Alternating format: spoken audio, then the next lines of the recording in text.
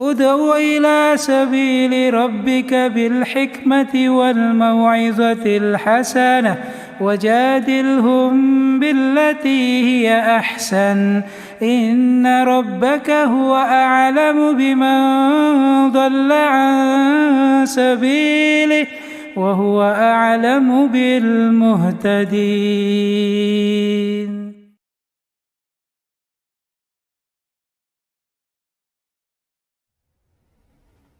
Bismillahirrahmanirrahim. Innal hamdalillah nahmaduhu wa nasta'inuhu wa nastaghfiruh wa na'udzu billahi min shururi anfusina wa min sayyiati a'malina.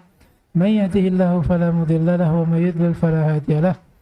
Asyhadu an la ilaha illallah wahdahu la syarika lah wa asyhadu anna Muhammadan abduhu wa rasuluhu sallallahu alaihi wasallam wa ala alihi wa sahbihi wa man wala amma ba'd. Kita lanjutkan bab ke-17 halaman 63. Tafadhal. Iqra' barakallahu fik. Assalamualaikum warahmatullahi wabarakatuh. Waalaikumsalam. Alhamdulillahirabbil alamin. Asyhadu an la ilaha illallah wa asyhadu anna Muhammadan abduhu wa rasuluhu sallallahu alaihi wasallam Sallallahu alaihi wa ala wasallam. alihi wa ashabihi amma ba'd. Wa qala mu'alif rahimahullah, bab ke-17, syafaat. Firman Allah Subhanahu wa ta'ala, wa anzir bihil ladzina yakhafuna an yusharu ila rabbihim laisa lahum min dunihi waliyyun wala syafi'un la'allahum yantakun.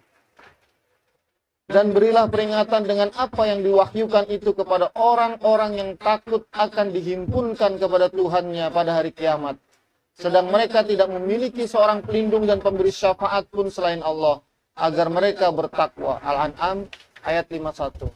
Nah, di sini adalah penulis memasukkan bab syafaat. Kenapa bab syafaat dimasukkan? Karena orang musyrik mempunyai keyakinan bahwa berhala mereka itu akan mensyafaati mereka di hari kiamat, sehingga mereka punya pemahaman beribadah kepada mereka itu sebagai usaha lebih mendekat kepada Allah. Mereka menyembah Allah, tapi juga kepada berhala agar lebih mendekatkan mereka kepada Allah dengan harapan mendapat syafaatnya di hari kiamat. Maka itu perbuatan syirik. Itu perbuatan syirkul akbar itu, karena mengharap syafaat mereka. Maka penulis di sini memasukkan untuk memberi peringatan bahwa dalam bab syafaat itu, ketika syafaat itu tidak disyariatkan, ketika syafaat itu dinafikan oleh syariat, berarti itu masuk dalam kategori syirik dan bahkan syirik akbar. Nah, dalam ayat juga Allah menyebutkan laisa lahum min dunihi waliyyun wala syafi' la'allahum yattaqun. Tidak mempunyai penolong, karena yang menolong hanya Allah. Ketika Allah menyiksa mereka, maka mereka akan tersiksa, tidak akan ada yang menyelamatkan. Naam. Qul lillahi syafa'atu jami'a. Katakanlah, hanya kepunyaan Allah syafaat itu semuanya. Az-Zumar ayat 44. Itu adalah tahsir, pembatasan. Jadi syafaat itu hanya milik Allah. Berhala tidak mempunyai kesempatan atau mempunyai kemampuan untuk mensyafaati penyembahnya. Nah, Man dzalladzi yashfa'u 'indahu illa bi'idnih. Tiada yang dapat memberi syafaat di sisi Allah tanpa izinnya. Surat Al-Baqarah ayat 255. Siapapun tidak bisa memberi syafaat di hari kiamat tanpa izin dari Allah. Nah, seperti Nabi mendapat izin, syafaati li ahlil kabair min ummati. Syafaat itu berlaku bagi umatku yang melakukan dosa besar. Cuman ada yang mengartikan ini khusus jamaah kita. Jadi melakukan dosa besar yang diampuni itu yang sudah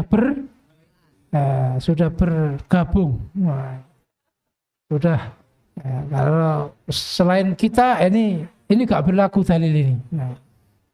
Ini berarti pembatasan yang tidak ada dalil. Wa kam min malakin في السماوات لا تغني شفاعتهم شيئا إلا من بعد أن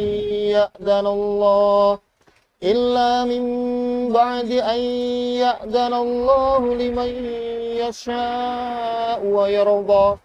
Dan berapa banyak malaikat di langit, syafaat mereka sedikit pun tidak berguna kecuali sesudah Allah mengizinkan bagi orang yang dikehendaki dan diridhoinya. Nah, dalam ayat ini Allah memberi syarat ya, siapa yang bisa mensyafaati. Jadi semua yang ada di langit, ya, malaikat-malaikat yang di langit itu nggak bisa memberi syafaat kecuali ada dua syarat. Yang pertama, diizini oleh Allah dan orangnya diridhoi. Yang mensyafaati itu diizini dan yang disyafaati oleh Allah diridhoi mendapat syafaat. Ya, liman yasha wa yardha. Jadi malaikat atau siapapun itu mensyafaati bisa dengan syarat diizini. Kemudian yang mendapatkan syaratnya adalah diridhoi. Ya, makanya Nabi Muhammad itu adalah orang yang diberi syafaat. Siapa yang mendapatkan? Yaitu orang yang diridhoi oleh Allah, ya, oleh yang dikehendaki. Nah, ini namanya syafaat mutsbitah, syafaat yang memang ada dalilnya, ya, resmi. Ya, yang meresmikan ya Allah sendiri, ya, bukan panitia. Kembali lagi, ya, temanya panitia hari kiamat ini. Jadi dua syarat itu ya. Nah, yang mensyafaati itu oleh Allah diizini, kemudian yang disyafaati oleh Allah diridhoi. Qul ud'u alladhina za'amtum min dunillah la yamlikuna mithqala dzarratin fis samawati wala fil ardi wa ma lahum fihima min syirkin wa ma lahu minhum min dhahir.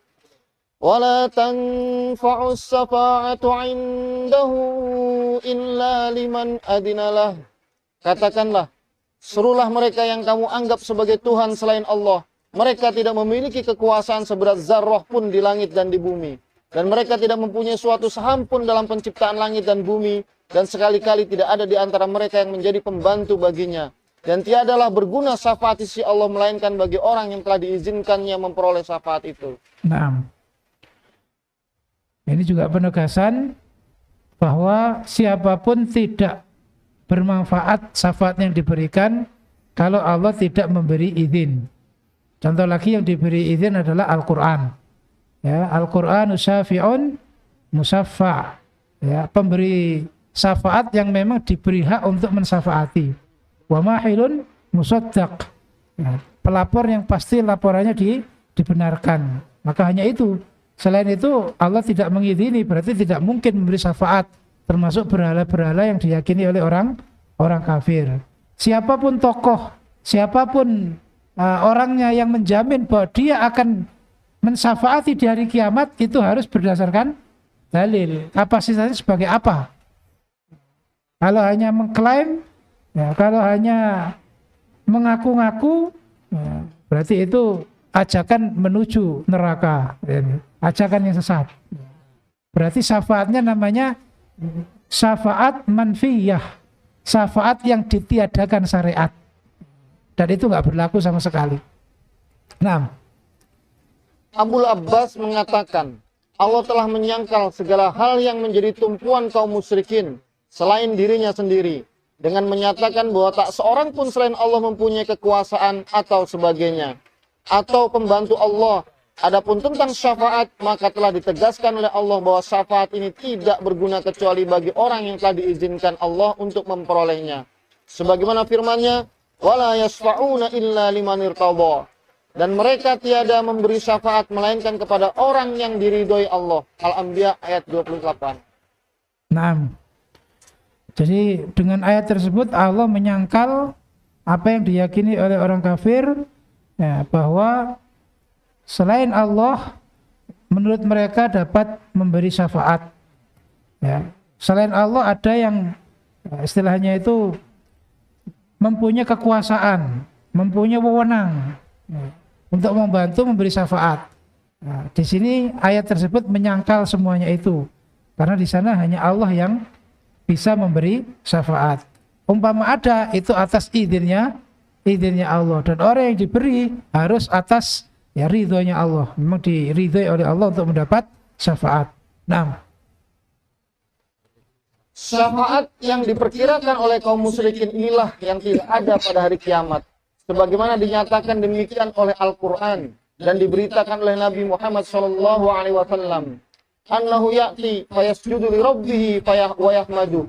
La yabda'u bisyafa'atan awwalan. Summa yuqal lahu irfa' ra'saka wa qul tusma' wasal tuqta wasfa' tusaffa'. Bahwa beliau pada hari kiamat akan datang bersujud kepada Allah dan menghaturkan segala puji kepadanya. Beliau tidak langsung memberi syafaat terlebih dahulu. Setelah itu barulah dikatakan kepada beliau, angkatlah kepalamu, katakanlah, niscaya akan didengar yang kamu katakan.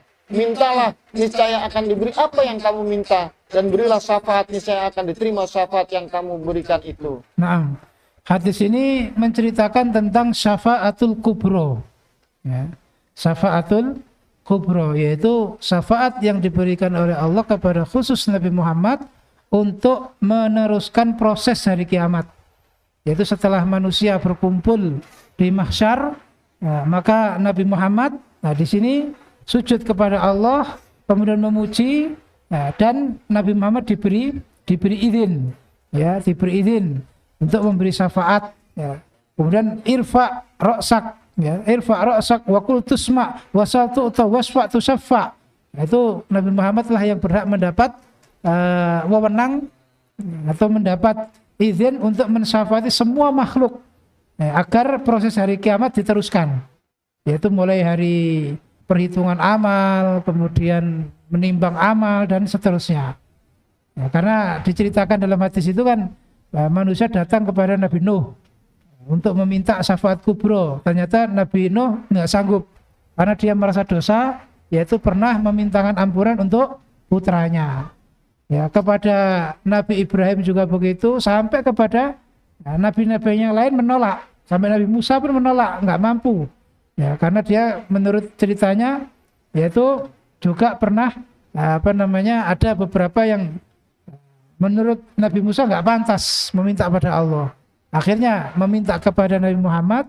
Nabi Muhammad sujud, kemudian memuji dengan pujian-pujian yang banyak, baru kemudian diberi hak untuk syafaatul kubro.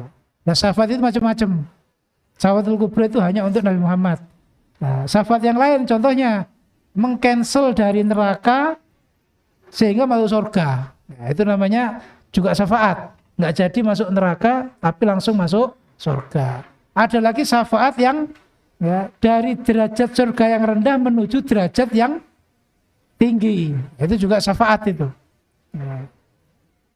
Syafaat. Maka itu semua bisa dilakukan oleh orang yang diizini oleh Allah. Nah, Abu Hurairah telah bertanya kepada beliau, siapakah orang yang paling beruntung dengan syafaat? Beliau menjawab, man qala la ilaha illallah khalisan min qalbi. Yaitu orang yang mengucapkan la ilaha illallah dengan ikhlas dari dalam hatinya.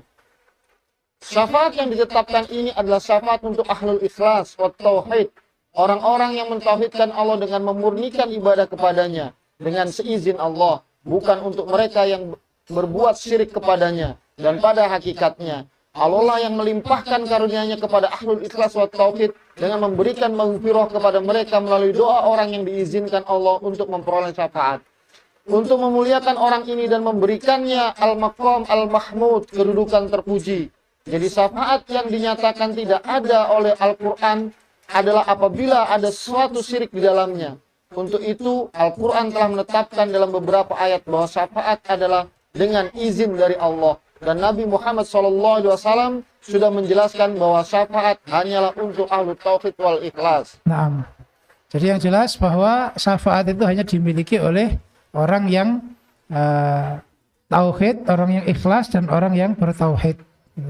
Artinya keutamaan-keutamaan yang dimiliki itu mampu dia memberi syafaat atau dia mendapatkan syafaat. Nah, itu namanya syafaat mutsbitah.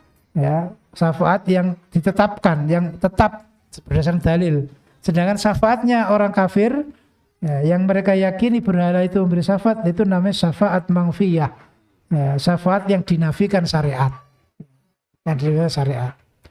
Baik, untuk kandungan insya Allah yang saya terangkan tadi, itu mungkin nggak perlu dibaca, kita baca materi berikutnya bab 18. Nah.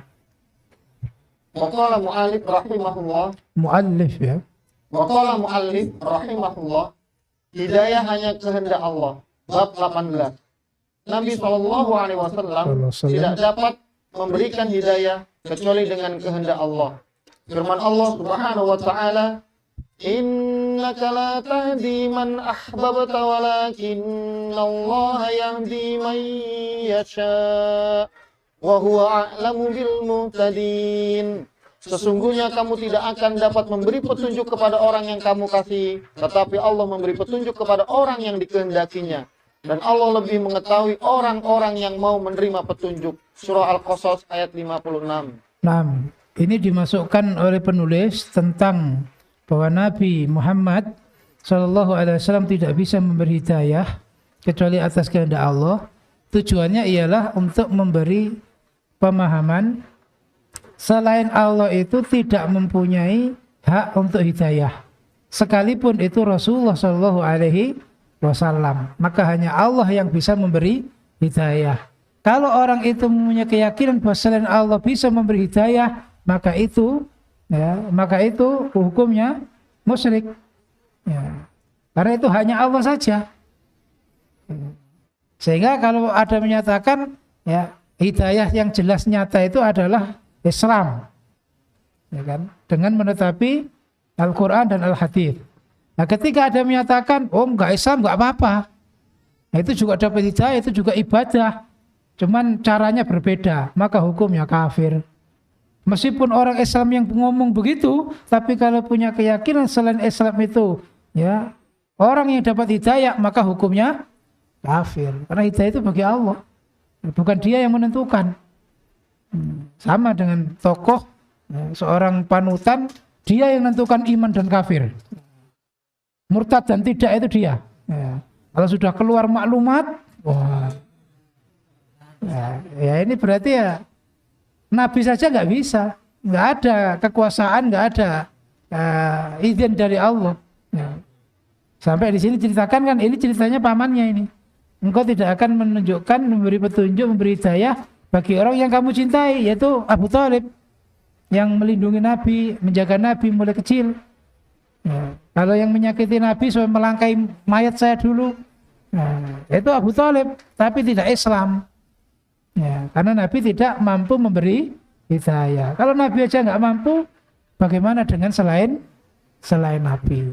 Para wali, orang-orang yang solih nggak bisa memberi hidayah. Ya, apalagi ada istilah suwargo katut. Wah, yang penting ngintil, yang penting ikut. Yes. Nah, ini ya nggak bisa. Itu hidayah itu adalah milik Allah. Baik. Diriwayatkan dalam Sahih Al-Bukhari dari Ibnu Musayyab bahwa bapaknya berkata, tatkala Abu Thalib akan meninggal, datanglah Rasulullah SAW kepadanya, dan saat itu Abdullah bin Abu Umayyah serta Abu Jahal berada di sisinya. Maka beliau bersabda kepadanya, "Ya am, qul la ilaha illallah kalimatan uhajjulaka biha indallah."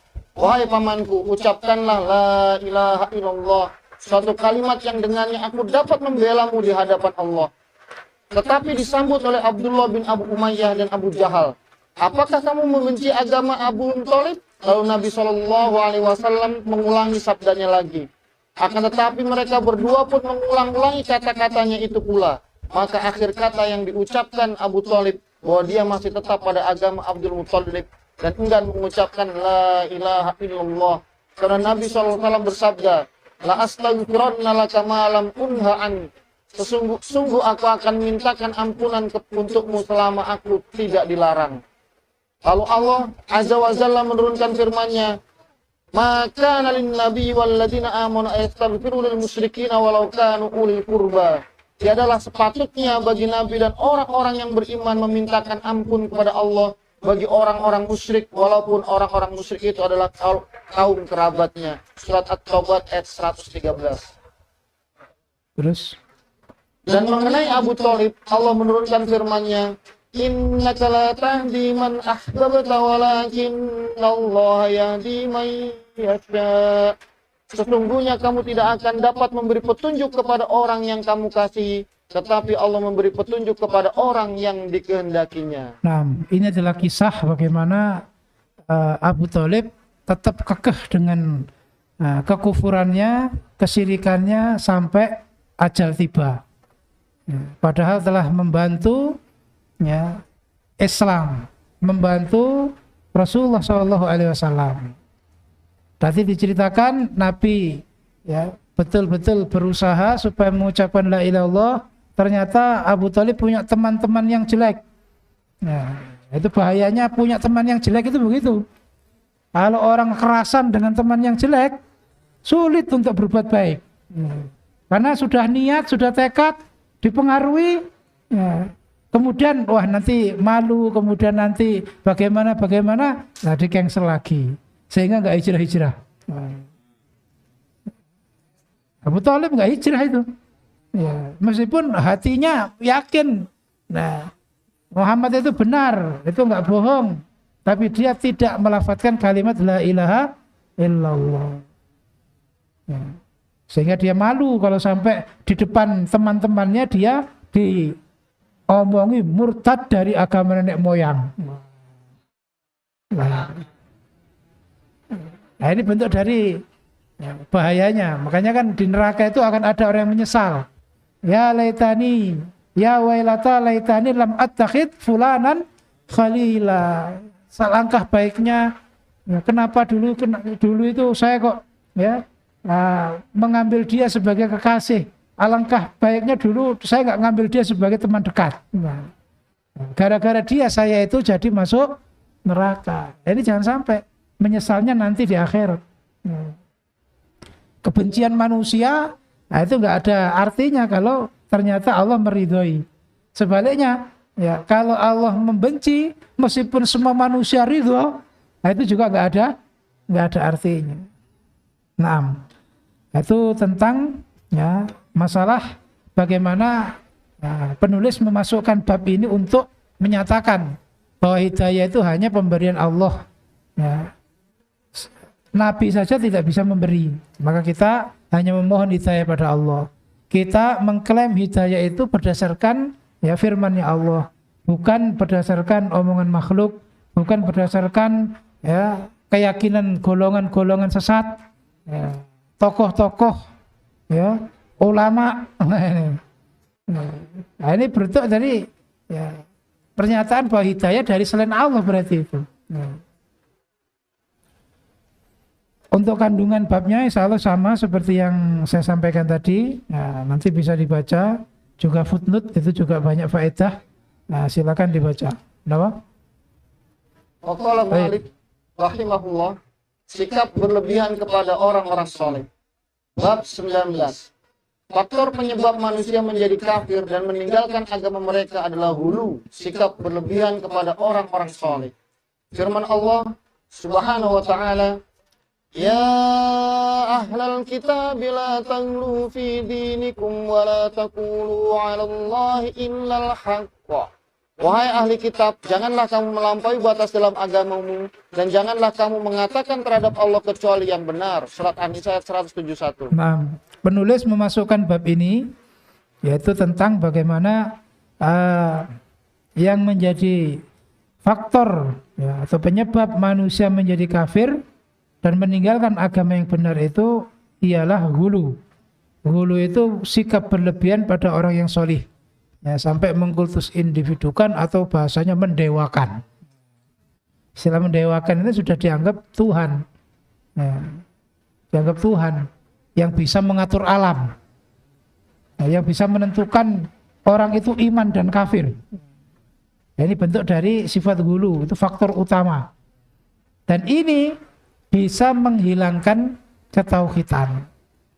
Karena dengan hulu orang bisa memilih ucapannya daripada firman-Nya Allah dan sabdanya Nabi. dia akan mengedepankan ucapan orang tersebut yang diidolakan, yang dikultus individukan, mengalahkan Allah dan Rasul. Cintanya akan melebihi, bahkan siap untuk mengorbankan jiwa dan raga untuk perjuangan dalam meneruskan perjuangannya. Ini kan bentuk dari sikap yang berlebihan. Itu bisa masuk ke hulu yang kategorinya syirkul akbar. Ya, karena ya masuknya kepada mengikuti ulama sebagaimana Yahudi dan Nasrani, mengikuti halal haramnya dari pendeta mereka yang menyelisih halal haramnya Taurat dan Injil. Maka di sini ahli kitab diberi peringatan, jangan berlebihan di dalam beragama. Artinya apa? Tadi itu terlalu berlebihan sehingga menganggap ruhban wa ahbar sebagai ilahan min dunillah. Pendetanya sebagai Tuhan yang disembah selain Allah. Naam. Diriwayatkan dalam Sahih Al-Bukhari tafsir dari Ibnu Abbas mengenai firman Allah Subhanahu wa taala, "Wa qalu la tadarunna alihatakum wa la tadarunna waddan wa la su'an wa la yagusa wa ya'uq wa nasra."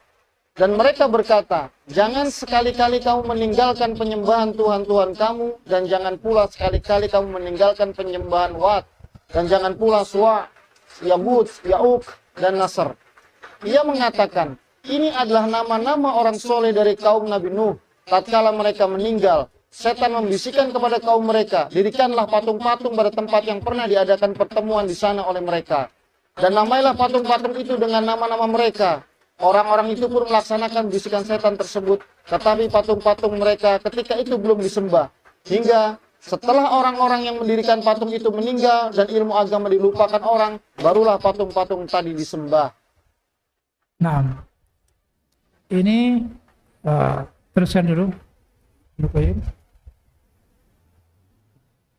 Ibnu Qayyim mengatakan, banyak kalangan salaf yang berkata, setelah mereka meninggal, orang-orang pun sering mendatangi kuburan mereka, lalu membuat patung-patung mereka. Kemudian setelah masa demi masa berlalu, akhirnya disembahlah patung-patung tersebut. Nah, ini adalah kisah terjadinya kesyirikan pertama di bumi.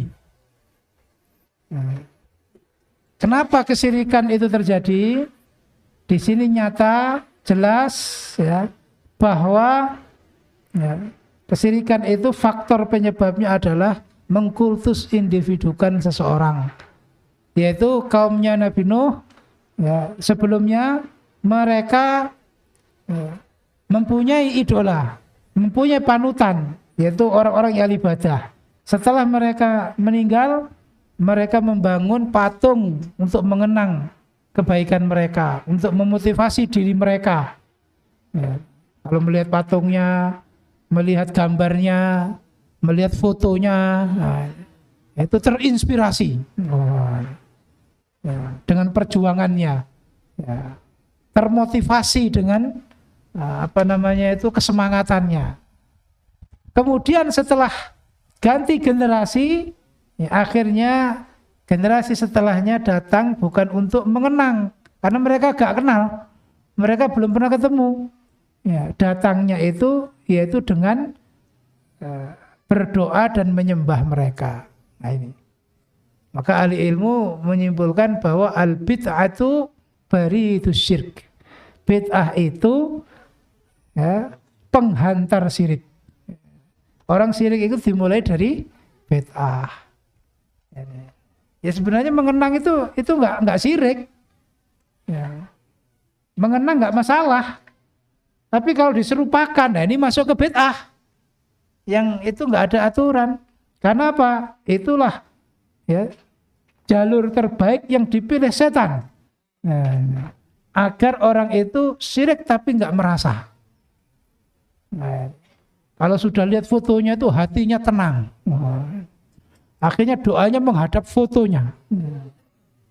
Ya kayak orang-orang Hindu itu kan, ya tokoh-tokohnya nenek moyangnya di fotonya dikasih kalung. Ya, orang Cina juga begitu, ya dikasih kembang-kembang menyan, ada ruji-ruji yang di dupa itu berdoa menghadap nenek moyang mereka.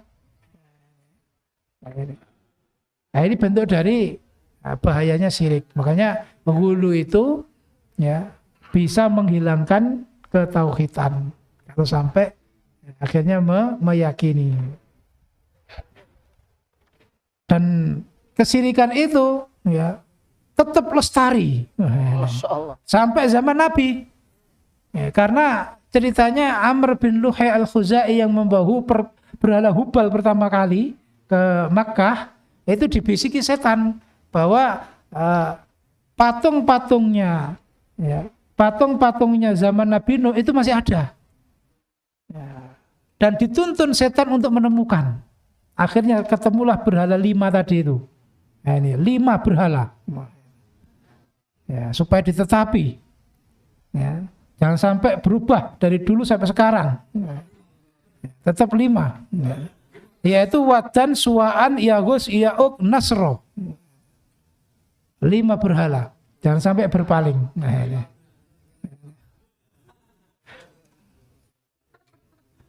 Nah, ini bentuk dari cerita ya kenapa syirik itu lestari dari masa ke masa, karena itulah programnya setan.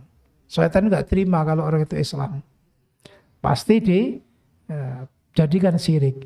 Kalau ternyata tetap Islamnya bagaimana dipengaruhi sehingga mengerjakan nawaqid Islam, statusnya Islam tapi sudah keluar dari Islam. Itu program besarnya, itu puncaknya. Itulah kisah dari kaumnya Nabi Nuh. Naam. Diriwayatkan dari Umar bahwa Rasulullah SAW bersabda, "La tutrununi kama atratin Nasara ibnu Maryam. Innama ana abdun, faqulu Abdullah wa rasuluhu." Janganlah kamu berlebih-lebihan memujiku sebagaimana orang-orang Nasrani telah berlebih-lebihan memuji Isa putra Maryam. Aku hanyalah seorang hamba, maka katakanlah hamba Allah dan Rasulnya. Hadis riwayat Al-Bukhari dan Muslim. Naam. Nabi sendiri karena mengetahui bahwa syirik terjadi itu karena hulu, maka Nabi menutup akses tersebut. Yaitu apa? Jangan terlalu berlebihan dalam memujiku. Jadi kalau ada syair-syair, pujian-pujian yang memuji Nabi Muhammad secara berlebihan, ya katanya dengan nurnya Muhammad maka dunia itu ada. Ya. Nabi Muhammad itu mengerti ilmu lauhil mahfud. Ya. Ketika ada bencana besar hanya Muhammad yang bisa menyelamatkan. Nah, itu semua kan haknya Allah. Ya. Ketika itu diucapkan seperti syair-syair yang digubah oleh Imam Al-Busiri namanya. Ya, dia pernah sakit, lumpuh, kemudian mimpi di suatu malam dikasih burdah. Ya, dikasih burdah itu yang sal itu loh. Ya, untuk atas itu loh, untuk lapisan supaya tidak dingin. Ketika bangun dia sudah sembuh dari penyakitnya. Kemudian dia mengubah syair-syair ya yang isinya memuji Nabi dengan pujian yang berlebihan sampai menyatakan bahwa Nabi itu yang ya satu-satunya yang dimintai tolong, satu-satunya yang menghilangkan kesusahan besar. Padahal itu hanya Allah secara berlebihan sampai itu dibuat wiritan, dibuat zikir, dan syair itu ditulis dengan tinta emas karena keindahan syairnya. Ini bentuk dari ya penyimpangan. Nah, itu nggak sesuai dengan pesannya Nabi. Ya, jangan terlalu berlebihan karena Pak, saya itu ada abdun. Ya, sebagaimana orang Nasrani berlebihan kepada Isa. Saya jangan sampai diperlakukan seperti itu. Maka berkatalah Abdullahi wa rasuluh. Ini jadi kita sebagai umatnya Nabi Muhammad juga betul-betul menutup akses itu semua. Ya, semua yang berpotensi mengarah syirik ya itu harus kita putus, terutama dalam hulu. Karena itu puncaknya, itu yang faktor terbesar. Ya, faktor terbesar. Karena kalau sudah hulu, nah itu sudah yakini mesti benernya, nggak ada salahnya. Ya, nggak ada salahnya. Yes. Pokoknya itu mengikuti jelas surganya. Ini bentuk dari hulu. Baik. Dan Rasulullah SAW bersabda, "Iyyakum wal ghulu, fa inna ma ahlaka man kana qablakum al ghulu."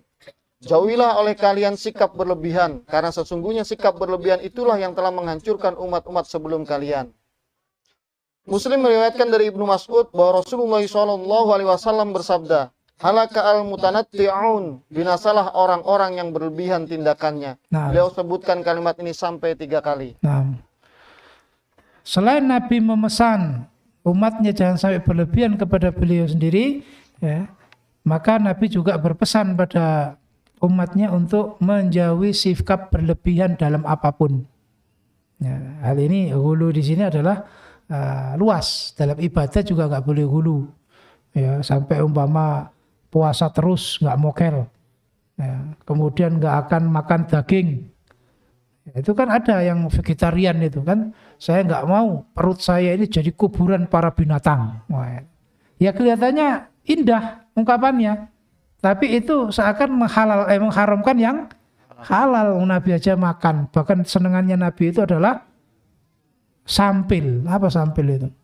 Ya, pahanya domba. Nah, ini Nabi itu makan daging, berarti seakan menghina Nabi itu perutnya ya, kuburan hewan, kan begitu jadinya. Nah, maka itu ucapan-ucapan yang membahayakan, itu hulu.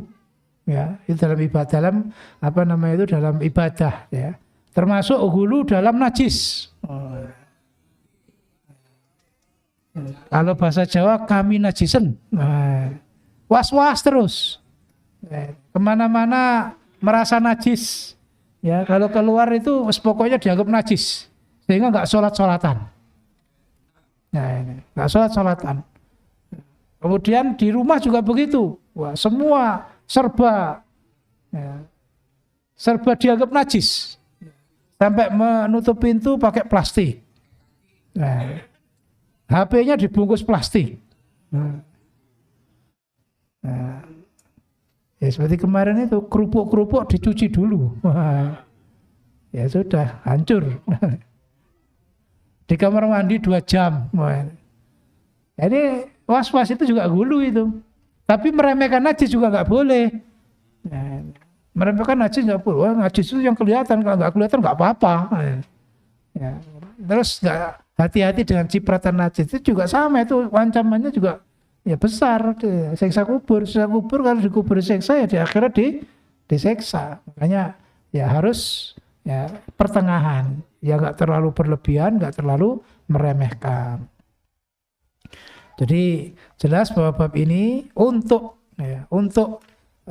menghindari hal-hal yang menghilangkan tauhid, harus kita hati-hati jangan sampai ada sikap hulu. Karena manusia itu pasti ada kecondongan. Oh, saya senang, saya idolanya ini, saya mengikuti ini, yang lain nggak usah. Itu ada. Tapi kalau hulu, ya yang lain dianggap salah, yang lain gua biuk. Ya, ini yang menjadikan akhirnya banyak bid'ah. Ya kan tadi itu. Karena terlalu takjub dengan ulamanya, akhirnya membuat patung. Ya, sudah bid'ah. Kalau sudah bid'ah, bari itu syirik. Itu yang menghantar pada syirik. Naudzubillah. Baik.